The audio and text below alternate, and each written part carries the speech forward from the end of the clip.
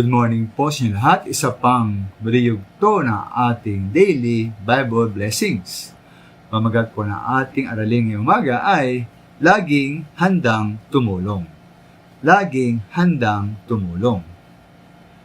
Naman mo para sa atin, di po ba, na tumulong matapos nating matulungan ang ating sarili? O magpakain sa iba matapos nating kumain at tayo hindi nagutom? Bibigyan ng pera po kung ikaw mismo ay kapos sa pera? Tutulong ka ba sa isang may sakit kung ikaw mismo ay may karamdaman?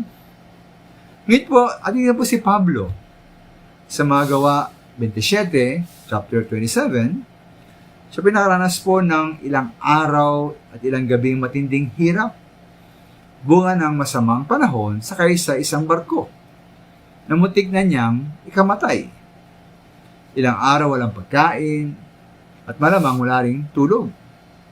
Sa mga Gawa Kapitulo 28, siya kasama ng iba ay nakatakas sa kapahamakan at nakarating sa isang isla. Umuulan at malamig noon, at inakala siya naman ay mamatay dahil po sa isang ahas. Bigman naman sa kabila po ng kanyang hirap na naranasan, at maaring mahirap na kalagayan, ay po sa verse 7 to 9, matapos siya at ang kanyang mga kasama ay malugod na pinatuloy sa loob ng 3 araw. Diyalaw po ni Pablo, pinunta ni Pablo ang may sakit, naman ni Publio, ang taong tumanggap sa kanila.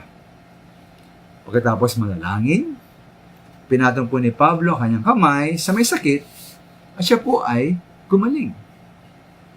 Sabi po roon, dahil sa nangyaring ito, nagdatingan ang mga taga-roong may karamdaman at sila'y pinagaling din ni Pablo.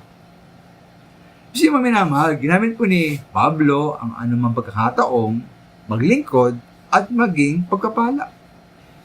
Kahit na maalis, masabi natin, dahil po sa hirap na kanyang pagdaanan, na siya nga ang dapat tulungan ng mga tao. Ngunit siya pinaglingkod dahil kailangang may mga tulungan. Ayon po sa Galatia chapter 6 verse 10, Galatia 6:10, sa lahat ng pagkakataon ay gumawa tayo ng mabuti sa lahat ng tao, lalo na sa mga kapatid natin sa pananampalataya. Mga minamahal, tayo po ay laging handang tumulong sa iba, lalo po sa mga tunay na nangailangan. Salamat po.